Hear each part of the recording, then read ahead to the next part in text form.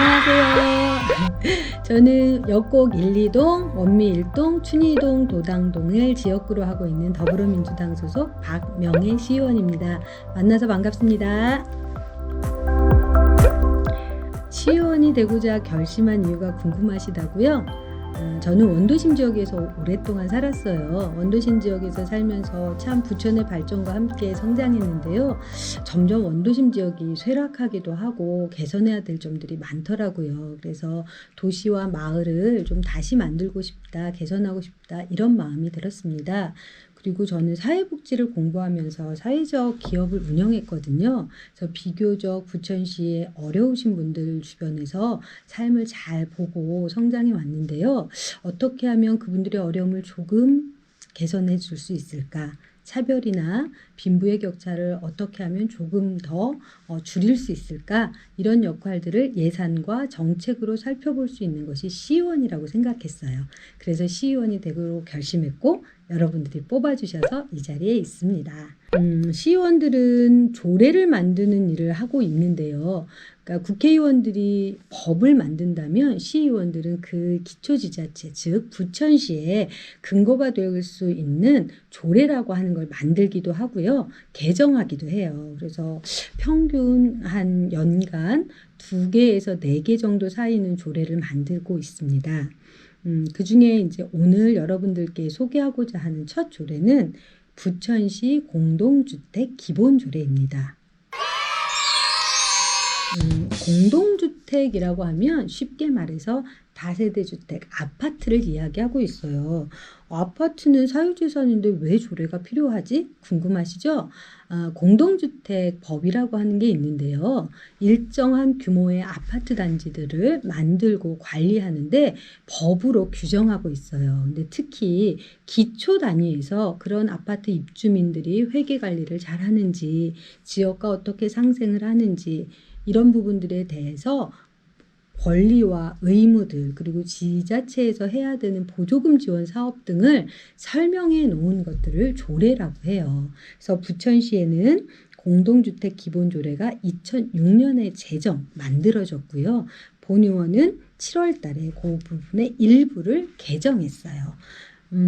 그 중에 조례 내용은 굉장히 많지만 제가 고민했던 지점은 경비 노동자들의 문제였어요. 여러분들도 기억하실지 모르겠지만 올 상반기 때 굉장히 가슴 아픈 사건들이 좀 벌어졌죠.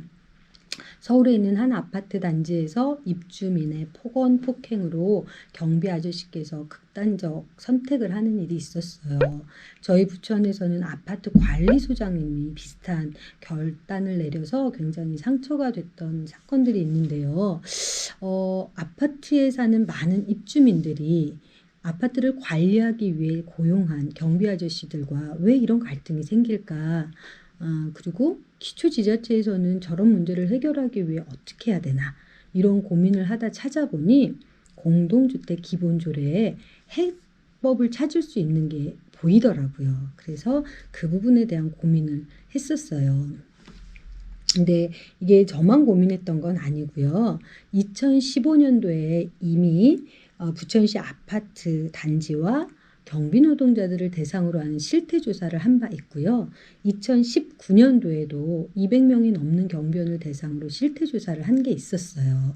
그래서 그 토론회와 실태조사 자료를 보니 정말 여러 가지로 개선할 문제들이 있더라고요. 그래서 그 실태조사와 또 법, 그 다음에 현재 사회에서 필요한 것들 이런 것들을 좀 종합적으로 고려해서 조례를 개정하게 됐어요.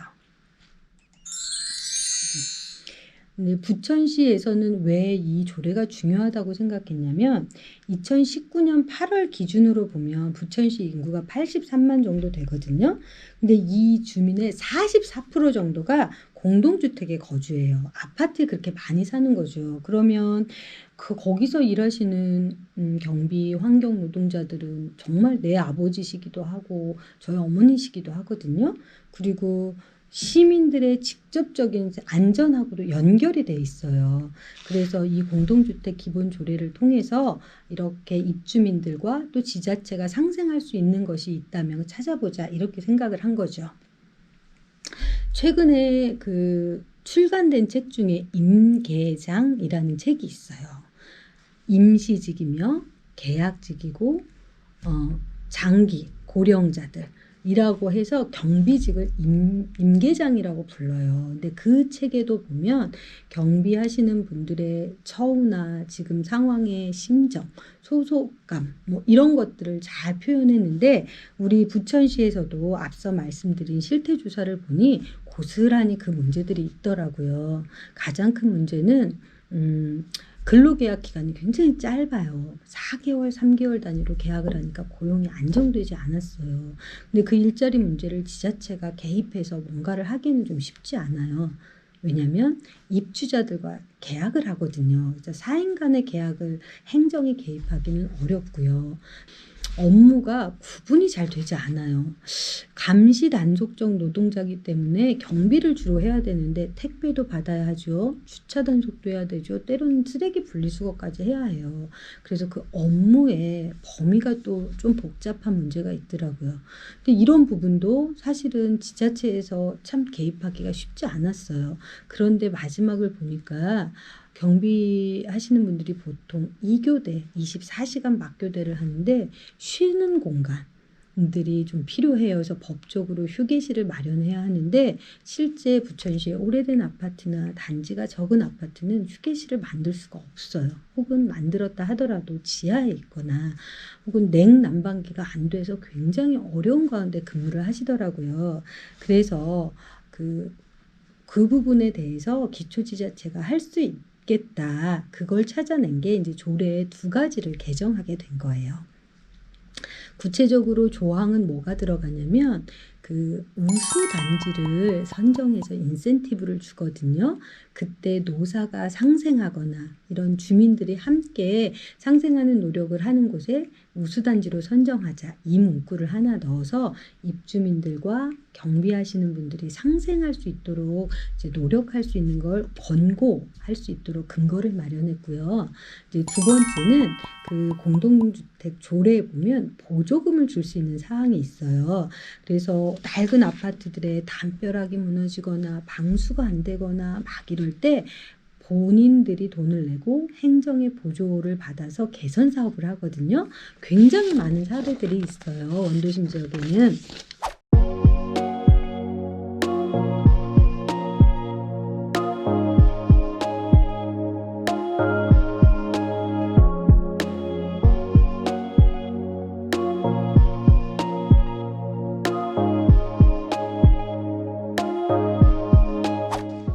앞서 사진 보신 것처럼 이렇게 전과 후가 달라지거든요.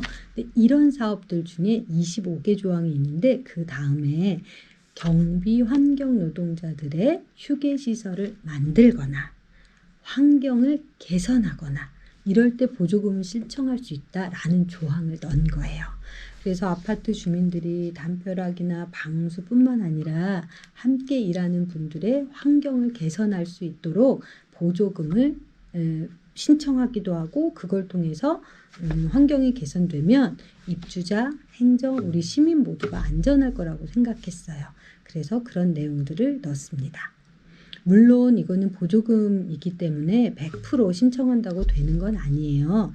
그만큼 이제 아파트 주민들의 요구사항도 필요하고요. 또 강제력이 있는 건 아니에요. 따라서 과태료도 있지는 않아요. 그럼 이게 효과가 있을까 궁금하시죠? 사실은 앞서 말씀드린 대로 이건 사인 간, 개인 간의 계약이 굉장히 중요한 거라 행정이 들어가서 강제로 무엇을 할 수는 없어요. 다만 행정에서 노력하는 것과 또 입주민들이 자발적으로 노력하는 것을 구조와 근거를 만드는 게 의미가 있는 거죠. 예를 들면 뭐 서울시 같은 경우는 고령자 일자리로 경비원들을 활발하게 일자리를 만들고 아파트 주민들의 의식을 높이는 교육을 의무화한다든지 광주, 뭐 아산, 용인 같은 경우도 다양한 방식으로 경비 노동자들과 또 입주민들이 상생하는 제도를 만들거든요. 이처럼 우리 부천시도 강제적이지는 않지만 행정과 입주민들 그리고 당사자인 경비원들이 함께 상생할 수 있는 것들을 사회적 합의를 한다. 이런 게 의미가 있다고 생각해요.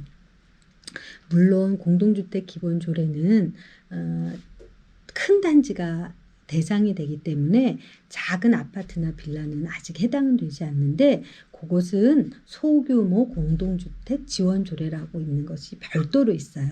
그래서 그 조례는 다음에 여러분들께 소개해 드리도록 할게요. 일단 7월 달에 개정이 되어서 적용은 아마 내년부터 될 거예요. 그래서 현재 당장의 적용 사례가 있지는 않은데, 올해 비정규직 부천시 비정규 노동자 지원센터에서 실태조사를 하고 있어요.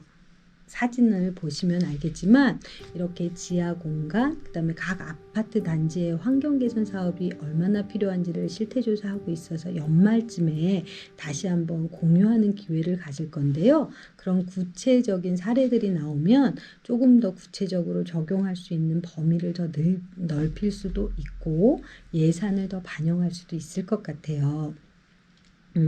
현재 2020년에는 공동주택 지원한 게 13억 7,300만 원 정도 63개 단지를 지원했어요. 19년도에는 55개 단지, 18년에는 50개 단지. 점차 지원하는 예산도 늘고 단지 수도 늘거든요. 그래서 아마 내년에는 좀 더 활발하게 더 지원할 수 있도록 행정부와 함께 노력할게요. 우리가 예산이나 정책을 만들 때 무엇에 초점을 맞출 것인가, 이것의 기본이 되는 게 조례거든요. 그래서 시의원들이 만드는 조례 한 줄이 여러분들 집 옆에 아름다운 공원으로 만날 수도 있고요. 또 어떤 조례를 통해서 우리 아이의 안전한 통학로가 생길 수도 있어요. 그래서 조례는 결코 멀지 않아요. 그래서 조례 한 줄은 여러분들의 이웃을 보살피기도 하고요. 나의 삶이 좋아지는 힘이 되기도 해요. 좋은 백이 되기도 하지요. 그걸 잘 만들도록 하는 게 또 저희들의 역할이기도 합니다. 다음에는 우리 조례 생각했던 것보다 어렵지 않죠. 우리가 더 흥미있고 또 정말 필요한 조례 이것이다, 이런 것들 또 소개하는 자리 만들고요. 오늘은 여기까지 인사드리도록 할게요. 또 만나요.